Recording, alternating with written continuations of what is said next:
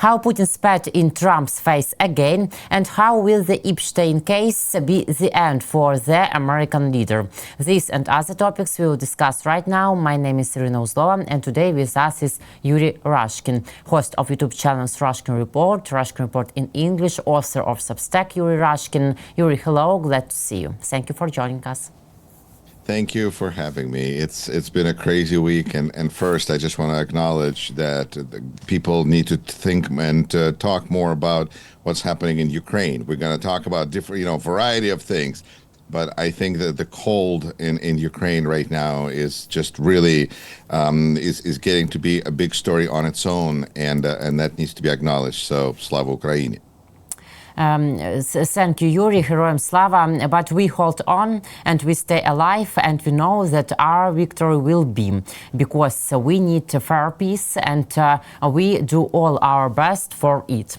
The end of the energy ceasefire. Russia has resumed strikes on energy facilities, leaving consumers without power in 4 regions: Cherkasy, Kharkiv, Sumy and Dnipropetrovsk. The Russian government, meanwhile, has kept Peskov Dmitry quiet, refraining from commenting on the duration of the energy ceasefire between Russia and Ukraine. I have nothing to add to what I told you on the last conference call, where we specifically discussed February 1st. Dima Peskov replied as clear as ever when asked whether the energy ceasefire was still in effect or had expired last Sunday. Another terrible tragedy, and reason why negotiation a prosperity document now is senseless and fantastic. There is a clear connection between the escalation of atrocities by Russia and the negotiations. Until American negotiators recognize this and punish Russia, the peace farce will continue. In such way, Megan Mobs, head of the Weatherman Foundation and daughter of Keith Kellogg, commented on the attack by Russian terrorists on a bus in Turnivka also.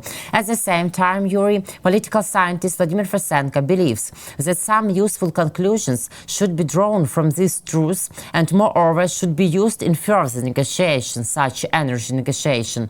Firstly, this entire story has once again demonstrated that Trump remains very important and necessary for Putin, and for Trump's sake, the Russian dictator is prepared to make certain political gestures and even concessions, even if they are purely formal for now. And the US president should explore this more persistently and regularly. Then there will be more results in the negotiations in general.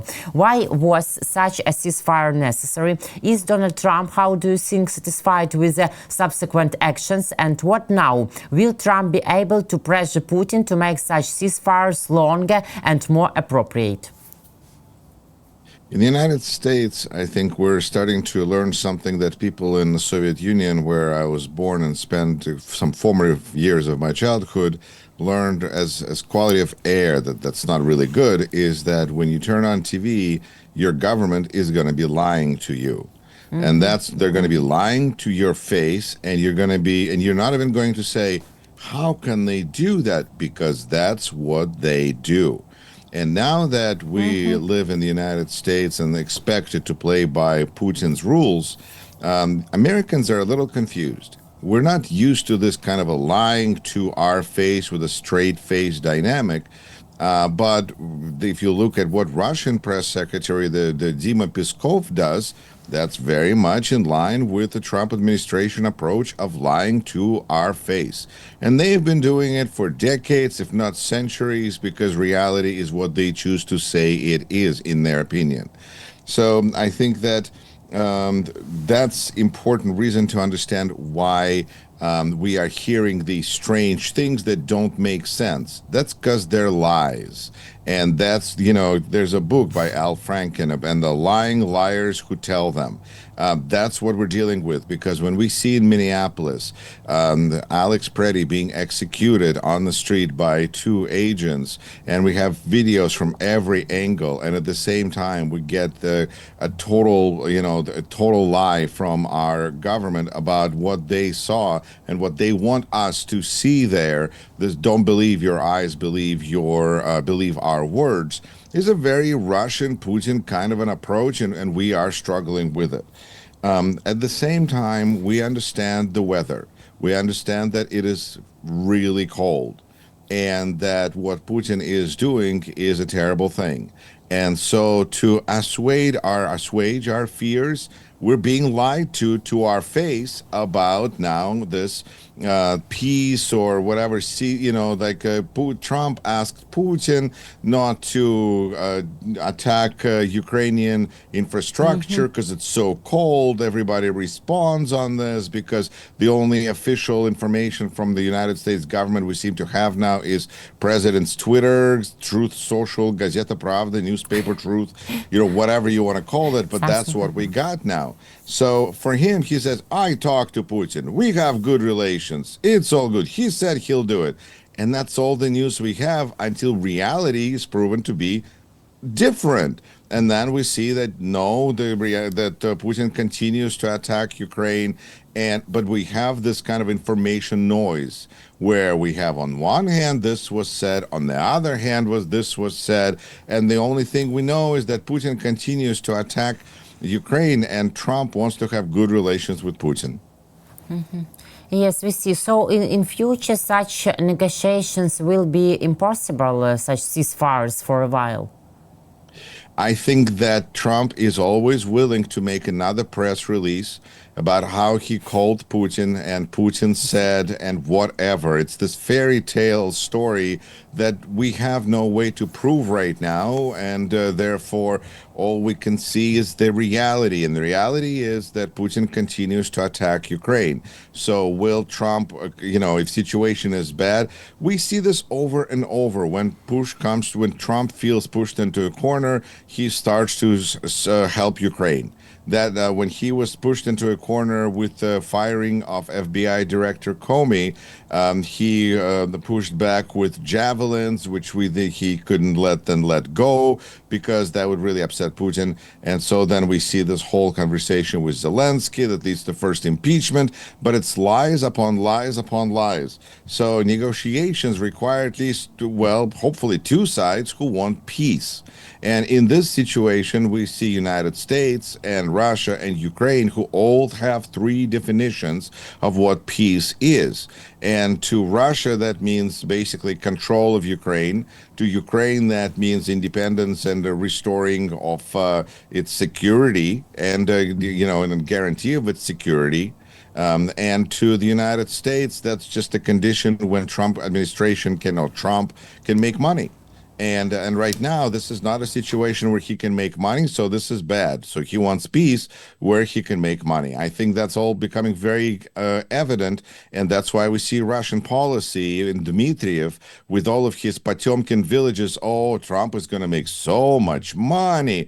Who is going to make money in Russia? Come on now. This is just it's going to fall apart. It's going to be spent on bribes. Nothing's going to get done.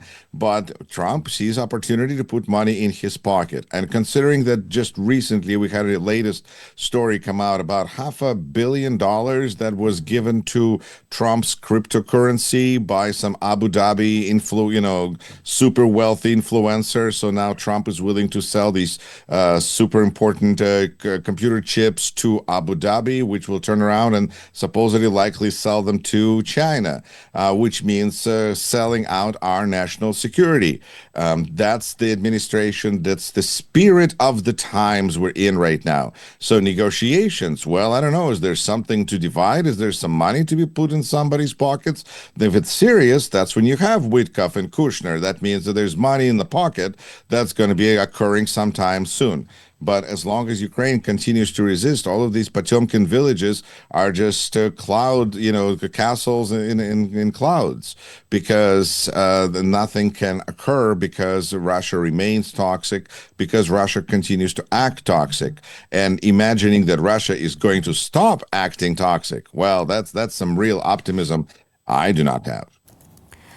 Me too, really, because we see, you are quite right, the real events and real situation, current situation on the battlefield and all Putin's strikes against our peaceful Ukrainians. But at the same time, incidentally, it has also become clear that there is unofficial communication between the Kremlin and the White House, which is not publicly disclosed. For example, this weekend, Putin's special envoy, Kirill Dmitriev, again flew to Florida, where he met with Trump's special envoy Steve Witkoff and Jared Kushner. The results of this trip were not publicly announced. What should we understand about the nature and purpose of such a visit? Well, I believe there were some lies told on Instagram by Dmitriev, so it's not like nothing was said. I think he posted a picture of a beautiful beach. So there were some, Yes, it was. so right. So we have some reasons to suspect that they're not even hiding, and that's big part of the problem. They should be hiding. They should be meeting in more in secret. Even the Epstein cabal was happening, even though it was in plain sight, but it wasn't being advertised on Instagram like Dmitriev is doing right now. This is really over the top, and they're showing that they can, and that's why they're doing it. Because you can have a journalist who is covering a protest event in Minnesota who gets arrested, but you have Dmitriev who posts from Miami or wherever he's sitting on the beach, and that's perfectly okay. There seems to be kind of a priority issue, national security kind of an issue here. But what is Dmitriev here to talk about? Well, about all the money Trump is going to make, all the Potemkin villages they're going to build. It's going to be incredible. All Trump has to do is provide pressure on Ukraine to surrender, to capitulate, and then, oh my goodness, there's going to be so much money in Trump's pockets. Trump will need a new suit to put all the money that is going to be filling his pockets and his family pockets and his friends' pockets. That's worth a conversation. When we see how Jared Kushner speaks at Davos about Gaza like it's a PowerPoint presentation to investors, that's probably similarly of what's going on partially. But at the same time, after we know now what's going on with what was happening with Epstein case and what kind of perversions were apparently occurring where you have people who feel like there's no accountability, who act with impunity. Well, I don't know what they're doing in Florida right now.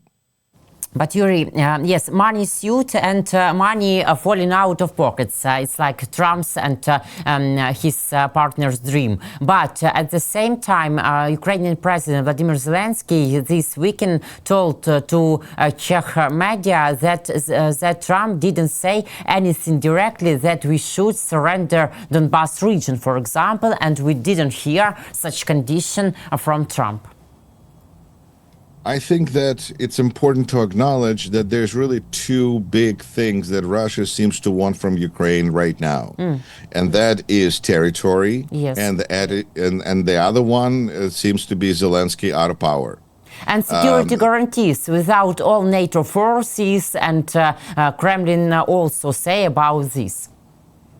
But those are things that other people can refuse. That's not Ukraine. That's kind of what is Europe going to do, what is the United States willing to do. And that's not, that's a slightly different conversation. But I feel that as far as what Putin wants Ukrainian people to do is he wants Ukrainian people to give him or whoever's, he doesn't, believe also in Ukrainian people. He believes in a figurehead. And if it's not a strong figurehead, then it's a weak figurehead. And so he wants the figurehead to give him the territory. And if the figurehead is not willing, then he wants a new figurehead who will give him the territory. So it's just maybe not clear in which order he wants A, B, B, A, but he wants a change of leadership in Kiev, and he wants the territory.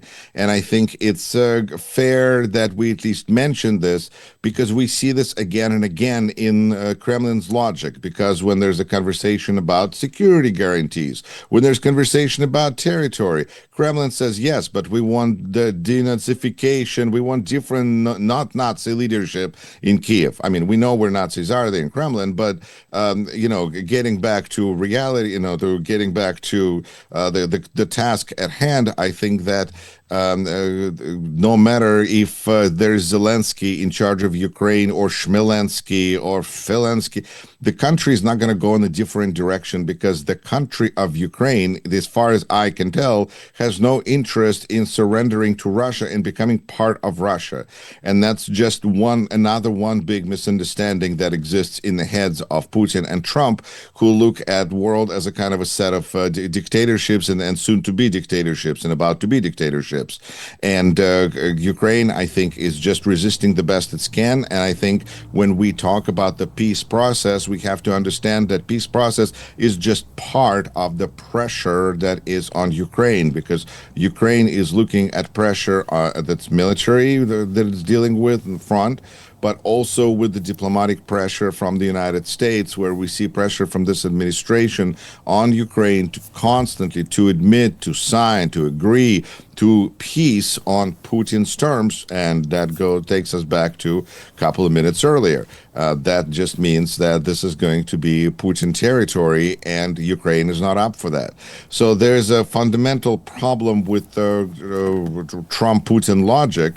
And Ukraine is dealing with all of that, I think, quite admirably. And at the same time, Europe is starting to see quite clearly the threat that is presented to them from the West and from the East. And it seems that they're more and more clear about Ukraine being the only security guarantee for Europe, because Ukraine is the only country in Europe right now with ready to fight, willing, fighting force right now. Army and a standing army and of size that is able to stop Russia. Because when we see what Europe is doing to protect Greenland, I mean, it's symbolic, but it's symbolic.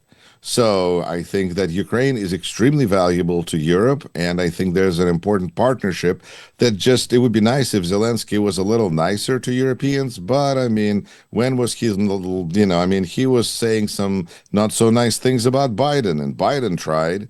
So I just kind of go, that's what happens. But that's, again, this is where I go, we still have to support Ukraine 110%. Because just because uncomfortable truths are pointed out to us in an uncomfortable setting, well, you know what? It's not as bad as the things that were happening behind the curtain with many of the people that are probably present, like we're at Davos with Epstein case.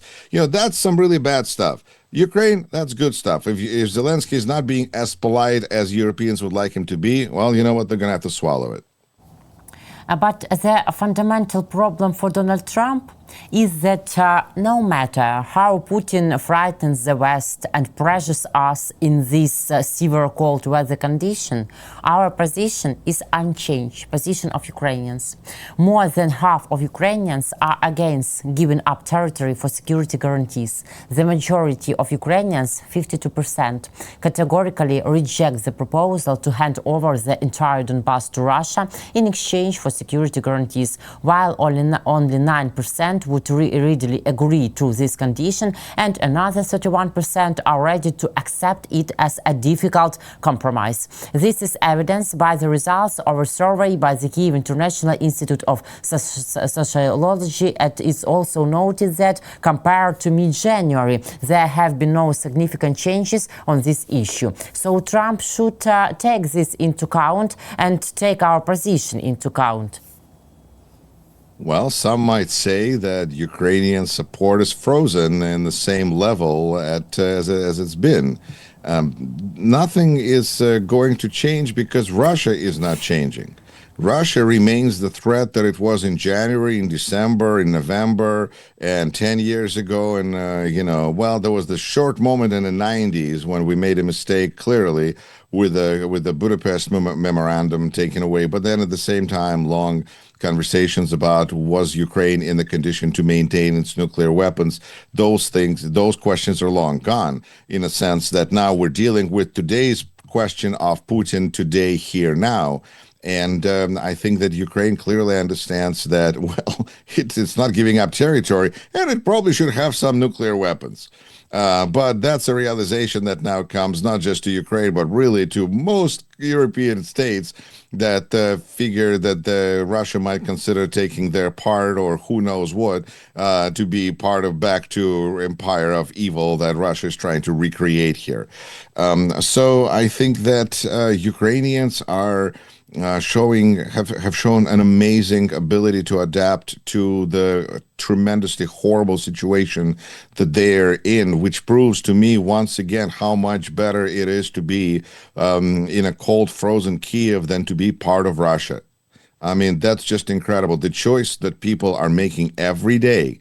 I think that should be a signal to Trump. It should be a signal to Putin that they should get the out of Ukraine. And I mean to Putin. I think Trump should support Ukraine because for Trump, there are perfectly good reasons to support Ukraine. First of all, he needs to get rid of Putin because Putin is really cramping up Trump's style. When we see that Trump is seemingly almost running the show, renaming things, and doing almost whatever he wants, the one thing he can't seem to do is to say anything bad about Putin, and he really seems like he's been kind of whipped by Vladimir. In Kremlin. And I think it's cramping up Trump's style. He really needs to take care of Putin. And look at what did with Maduro, with Venezuela. I mean, that's one approach. And I bet if Donald reaches out and he's got connections, Dmitriev for one, who's sitting in Miami, maybe they're discussing how to sell Putin. Maybe they're saying, you know what? If we can just get rid of Putin, this war can be brought to an end. We can start making money, and then everyone will feel that Trump is the amazing peacemaker because he got rid of the biggest threat in the world, which is Putin. And clearly, Norwegians, no matter what, will say, wow, because they understand Putin is dangerous. Clearly, they will give Trump that trophy. This is almost like Wizard of Oz, some kind of a reenactment here. But we are really dealing with this kind of an administration that is so deeply embedded in them, in Trump, this like a factory setting, his love for Putin, his affection for Putin. But at the same time, he is growing to be his not dementia, but his narcissism, his malignancy is becoming becoming more acute. And who knows? As in the classic old Russian fairy tale about the old woman, old man, and the goldfish, who knows at what point this gets to be too much for one of them, and then somebody ends up back at the broken tub, as was in Alexander Pushkin's fairy tale. Of the story of unmeasured desires. And we saw that with Epstein, and who knows what we're going to see and when this thing is going to burst with Trump and Putin. But we have two huge egos going up against each other and thinking that they can coexist. I think that seems like a very temporary pause. This week, this Wednesday and Thursday, we'll see a new part of negotiation in Abu Dhabi, Emirates, but we all understand that key issues like territory, like Donbass, like security guarantees must be resolved at the leadership level. But Putin's press secretary, Dmitry Peskov, again and again, and today also, said that a meeting between Putin and Zelenskyy is possible only in Moscow, although, and it is clear, and Zelenskyy said this, that will not go to the enemy's lair. Do such invitations indicate that Putin actually doesn't need either the meeting itself or the end of the war? This continues to show that at this, and also a tweet that I think Steve Witkoff sent out thanking Putin for his commitment to, a peace process. That sends a message that United States continues to lobby for Russia in this war.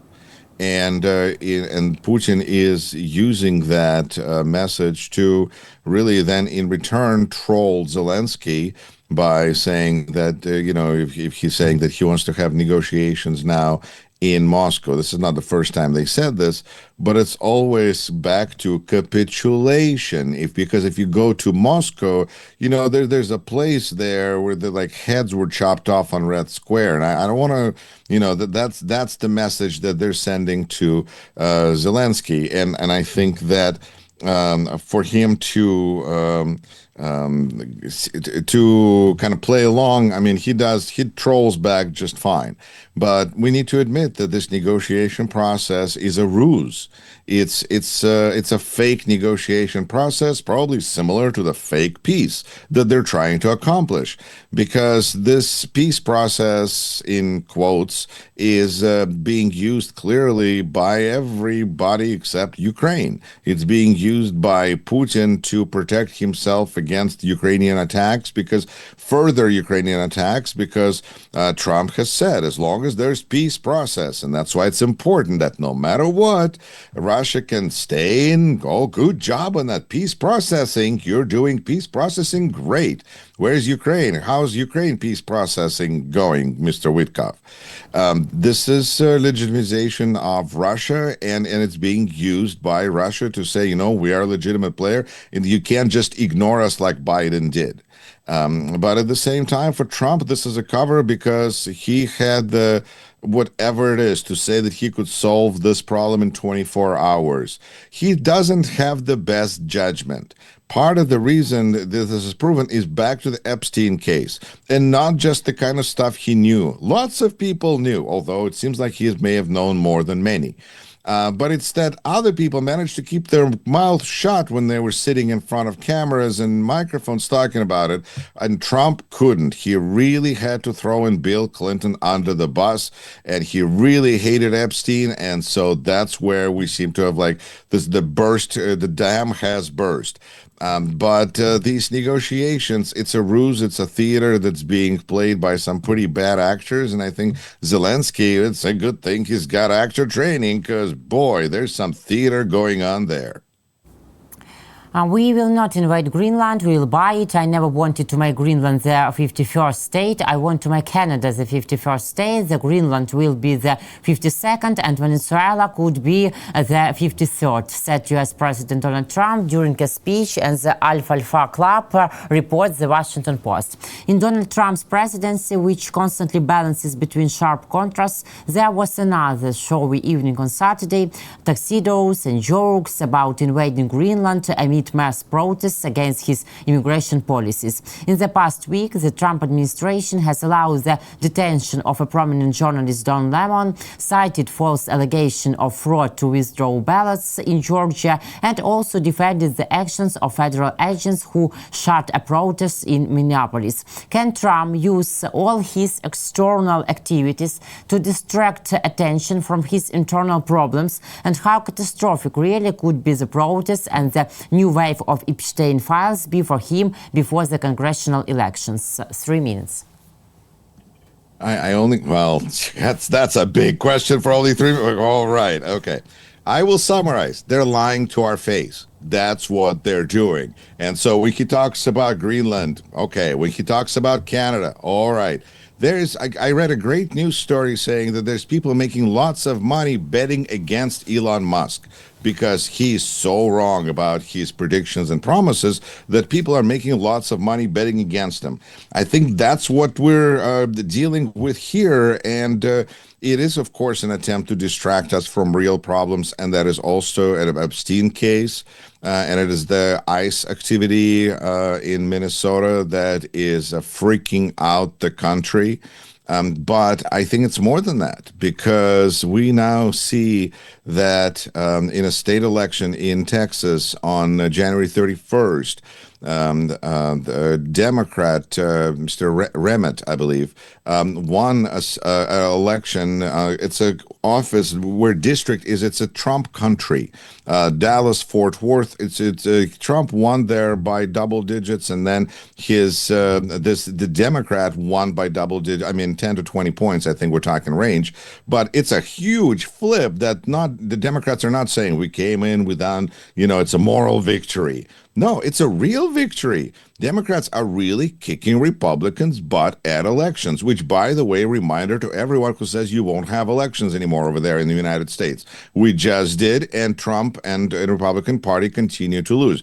Of course, Trump can say that he had nothing to do with it, he's not in the ballot, but it's lying to our face because he's been involved with this election. On every yard sign for this person, the Republican had said that she's Trump endorsed. He issued tweets in her support. I mean, he's been involved. So, of course, and I think that this is just important to put all together to see that we are in a situation where the United States is not ready to surrender. We realize that there's really a vocal third of the country that supports Trump, but Trump has a lot of power, and that's where you see Democrats asking of their politicians to first admit that they recognize what's going on, all the dangers and threats to our civil liberties to start with, as well as our pocketbooks, but then to see what they're going to do. And Democrats are standing before a difficult challenge of how aggressive do you go